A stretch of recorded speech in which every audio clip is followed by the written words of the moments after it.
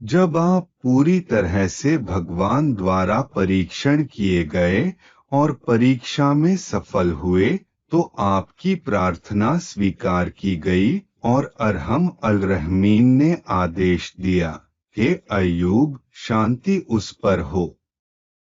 अपने पैरों को जमीन पर मारो। जब आप जमीन से टकराते हैं तो एक झरना तुरंत फूट पड़ता है। भगवान ने आज्ञा दी कि तुम इस जल से स्नान करो। जब तुमने स्नान किया तो तुम्हारे शरीर के सारे रोग दूर हो गए। फिर जब आप 40 कदम चले तो आपको फिर से जमीन पर पैर रखने का आदेश दिया गया। और जैसे ही आपने कदम रखा, एक और झरना दिखाई दिया, जिसका पानी बहुत ठंडा, बहुत मीठा और बहुत स्वादिष्ट था। जब तुमने वह जल पिया तो तुम्हारे भीतर प्रकाश का जन्म हुआ और आपने स्वास्थ्य और ज्ञान का एक उच्च स्तर प्राप्त किया। और अल्लाह ने आपके सभी बच्चों को वापस जीवन में लाया और आपकी पत्नी को आपकी जवानी बहाल की और कई बच्चों को जन्म दिया। फिर आपकी सारी संपत्ति और पशुधन और आपको साधन भी मिले और माल, लेकिन जितना धन और धन तुम्हारे पास पहले था उससे कहीं अधिक तुम्हें मिला है। एक प्रकार की मार। एक दिन इस बीमारी की अवस्था में उसने अपनी पत्नी साहिबा को बुलाया और वह बहुत देर से आई। उसने उस पर गुस्सा किया और उसे 100 कोड़े मारने की कसम खाई। फिर अल्लाह ने कहा, हे अय्यूब, शांति उस पर हो, तुम अपनी पत्नी को एक बार रसोई के झाड़ू से मार देना चाहिए और इस प्रकार आपकी शपथ पूरी हो जाएगी। इसलिए अल्लाह ताला ने पवित्र कुरान में इस घटना का वर्णन इस प्रकार किया है। भाषांतर हमने कहा है, अपना पाँव जमीन पर रखो, यह ठंडा झरना है नहाने और पीने के लिए, और हमने उसे उसका परिवार और उनके बराबर दिया और अपनी दया और अक्लमंदों की सलाह देने के लिए एक झाड़ू लो और मारो और उसकी शपथ न तोड़ना। निश्चय ही हमने उसे धीरज धरते पाया है। हजरत अयूब अलैहिस्सलाम इस परीक्षा में पूरी तरह सफल रहे और अल्लाह ने उसे हर तरह से अपनी बरकतों और एहसानों से बुलंद किया और कुरान करीम में उसकी तारीफ करके आवाब के अद्भुत संबोधन के साथ उसके बरकत वाले सिर पर ताज पहनाया।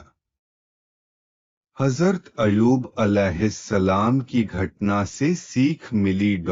हजरत अयूब अलैहिस्सलाम की इस घटना में यह इम्तिहान दिया जाता है कि अल्लाह के नेक बंदों की भी खुदा के द्वारा परीक्षा होती है, और जब वे इम्तिहान में कामयाब हो जाते हैं और इम्तिहान को पूरा कर लेते हैं तो अल्लाह पाक हजरत अयूब अलैहिस्सलाम हजरत इसहाक अलैहिस्सलाम के वंशजों में से हैं और उनकी मां हजरत लूत अलैहिस्सलाम के खानदान से हैं। अल्लाह ने आपको हर तरह की नेमतों से नवाजा। वह रूप, सौंदर्य, प्रचुर धन संपदा, संतान, असंख्य गाय बैल, खेत बगीचों का भी स्वामी था। जब अल्लाह ताला ने तुम्हारी परीक्षा ली तो तुम्हारा घर ढह गया और तुम्हारे सारे बच्चे उसके नीचे दबकर मर गए और सैकड़ों ऊंटों और हजारों बकरियों समेत सारे जानवर मर गए। सभी खेत और बगीचे भी नष्ट हो गए, तो आपके पास कुछ नहीं बचा है। जब तुमको इन वस्तुओं के नाश होने की खबर मिली, तब तुम परमेश्वर की स्तुति और धन्यवाद किया करते थे और कहते थे कि जो कुछ मेरा और जो उसका है वह ले लिया। मेरे पास यह तब तक था जब तक उसने मुझे दिया, जब उसने इसे ले लिया। मैं सभी परिस्थितियों में उनकी खुशी के लिए सहमत हूँ। उसके बाद आप बीमार पड़े और आपके धन्य शरीर पर बड़े बड़े फोड़े हो गए। इस स्थिति में सबने आपको छोड़ दिया। केवल आपकी पत्नी, जिसका नाम रहमत बिन्त एप्रैम था, जो हजरत यूसुफ अलैहिस्सलाम की पोती थीं, उनकी सेवा किया करती थीं।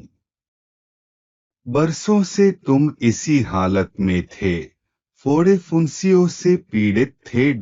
फायदे की बात, लोगों में यह आम बात है कि परमेश्वर की ओर से तुम्हें कोढ़ हो गया है।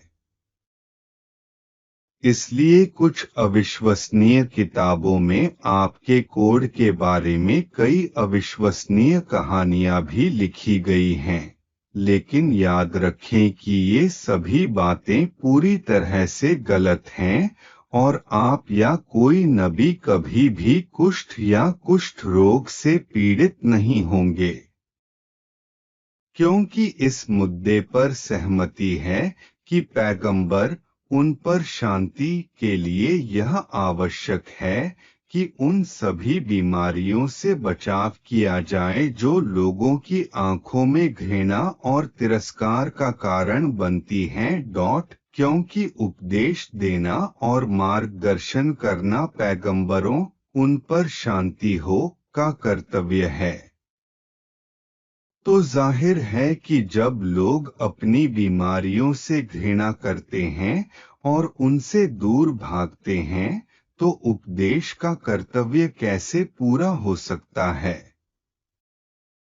इसलिए हजरत अयूब अलैहिस्सलाम कभी कुष्ठ या कुष्ठ रोग से पीड़ित नहीं हुए, लेकिन उनके शरीर पर कुछ फोड़े और फोड़े हो गए, जिनसे वे वर्षों तक पीड़ित रहे और उतने ही धैर्यवान और शुक्रगुजार भी रहे। फिर उसने अपने प्रभु से इस प्रकार प्रार्थना की, अनुवाद, निश्चय ही मैंने कष्ट उठाया है और तू अत्यंत दयावान है। हजरत अयूब की कामयाबी।